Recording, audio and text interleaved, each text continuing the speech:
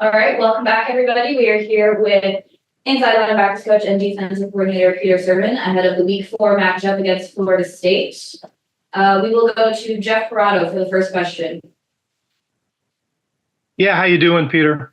Good afternoon, Jeff. Can you tell us, what did you guys see in Aiden Keanaaina when you were recruiting him out of the portal? And did you recruit him originally out of high school in the Denver area? What did you see in his game that you thought was going to help you guys? You know, we saw an athletic interior big guy. And really for what we do on defense, those guys can be somewhat interchangeable between the 3 and the G. Aiden's primarily playing some of the G in the 0, the nose kind of positions for us. But, you're always looking for the guys that have stature and athletic ability, and not that they're going to be dynamic rushers, but the ability to stay in balance, stay square on the line of scrimmage and be strong enough to hold the point. And I think that's what we saw from his time at Notre Dame. I know he had an injury that he missed some time with his ACL, but he recovered incredibly quickly from that, which was a positive sign, just his work ethic and kind of what his body was capable of doing.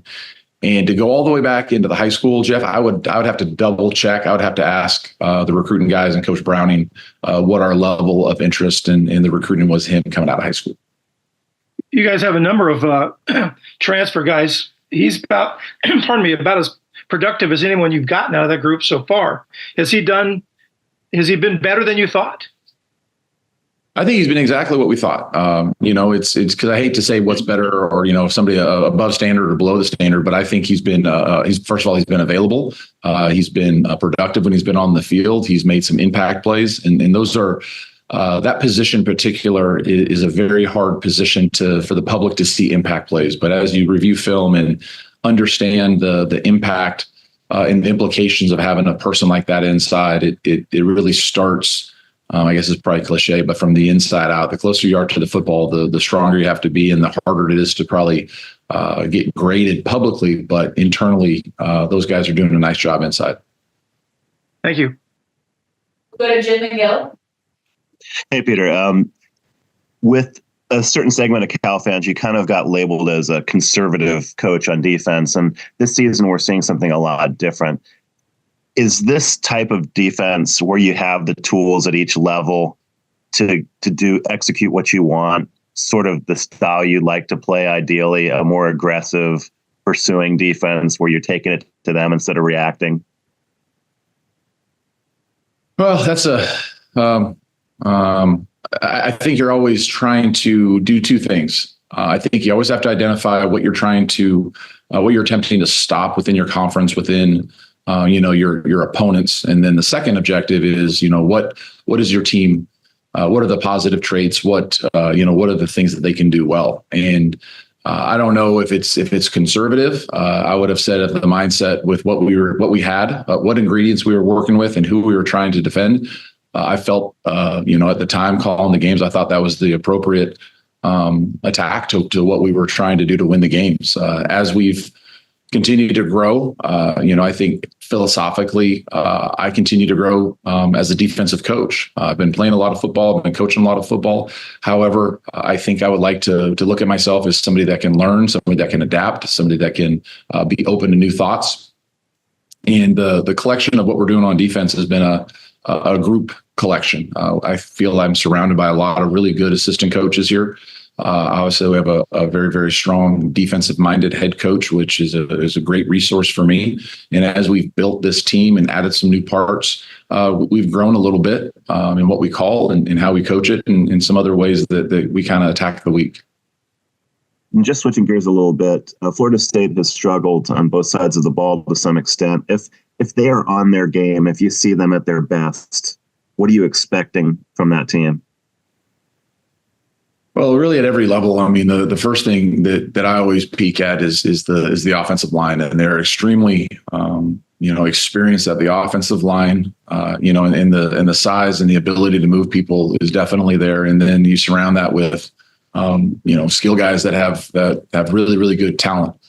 So the explosive plays are in that locker room. The ability to hit home runs is in that locker room. And then the quarterback has the opportunity. He can make every throw. He's a very arm talented quarterback. He can make the deep throws. He can make the intermediate throws. Where I think that Florida State hasn't hit their stride. But Coach Norvell is a fantastic coach. He's been doing it at a high level for a long time, and I know that he'll do his very best to get him on track to the way he sees fit. We'll go to Steve Croner. Morning, Peter. Hello, Steve. You guys, one thing in the last season plus have done very well is take the ball away. And I know every coach on every possession would like to get a turnover, and obviously it's not that easy.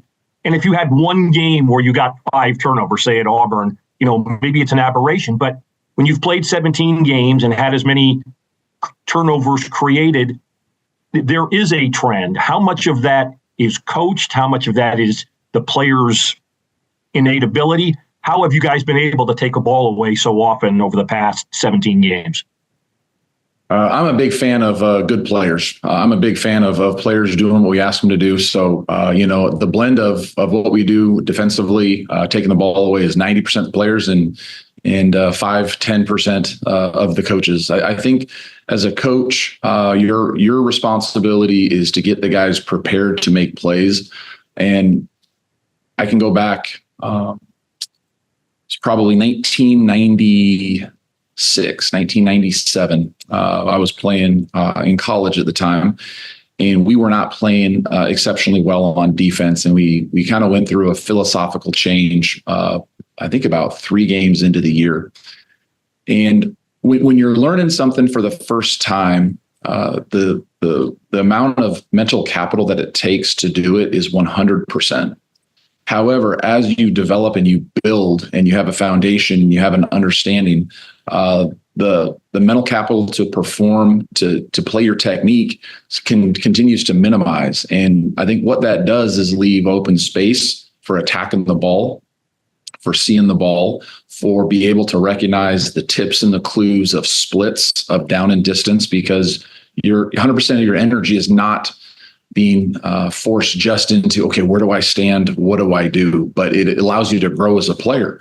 And then, the DBs have taken the ball away, and, it's sometimes you don't see DBs that can catch, but our guys have made some contested balls and they've caught some, and Noel's gone up and high point a couple of them. There've been some tips, and then sometimes you get a run and it's a good streak on the takeaways. Interceptions, man, zone. We've had some opportunities to play some zone, which gives us some vision eyes. So if you see some guys, blended over on 1s and 2s, you've seen guys be able to see the ball thrown on some 9 balls and they can go up and high point them. You've seen a couple other zone concepts where we're divide thirds and we can see the ball thrown and then you can go high point it. The interceptions I think are fantastic. The real measure is what I love to see is when you start forcing fumbles. And that's the violence in which you play at. We had Teddy Buchanan, I think, is a great example of that Auburn play. I mean, that was a violent, intentional play for him to be able to take that ball away from the running back. So I think it's a long-winded answer, but I think it's more about getting the kids to a level of understanding that they know what to do enough that they can take that secondary objective on and try to take the ball. Thank you, sir. We'll go to Cody Henderson next. Hey, Coach. Florida State in their first 3 games has shown to be pretty screen heavy. How are you guys preparing for that this week? And does it help in your preparation knowing that you just played San Diego State, who did run quite a few screens against you guys? Yeah, that's a good question. Screens are a great way of getting the ball in playmakers' hands without having to push the ball down the field. It creates, in my opinion, it kind of creates some artificial space. You kind of get layered between the first and the second level of the defense, and it really requires all the front guys to retrace or, break out of the stack and to get those playmakers with the ball early in the down allows them a lot of flexibility. So the way we play screens here is it's an 11 people. You have to retrace. We have to what we call set in the shoot. Whoever's the force defender needs to put that ball in the shoot so the other 10 guys can trap that ball appropriately. The teams that have played well against Florida State that really jumped off the screen to me was the defenses. I mean, they're playing exceptionally hard, and the D line are breaking the stacks, and they're doing a great job of retracing, and they're playing hard every single snap. And to have any chance against Florida State, all 11 of us are going to have to play extremely hard every single snap, just because of the speed and the skill they have on the field. Thanks, Coach. We'll go to Matt Moreno. Morning, Coach. Morning. Regardless of what the numbers say, or maybe even what we're writing about, what are some things that you're seeing right now internally with the things that you focus on that you guys see as strengths for your defense at this point in the season? I'd probably go back and say that I think the kids have a good understanding of what we're asking them to do. There's always formations. There's always plays that definitely come up that we have to address. But I think in large, the understanding, the spacings, the alignments have been probably actually a little bit better than I anticipated with some of the increase and some of the volumes of the calls we've had. So I think it's a big part. And I think it goes back into how the coaches are handling them in our position meetings, on the field, and all those other things. I think the guys have done a good job of making things as simple as possible. They're not simple, but I think you can simplify things that you do defensively. And I think the coaches are doing a nice job, and the kids are absorbing it.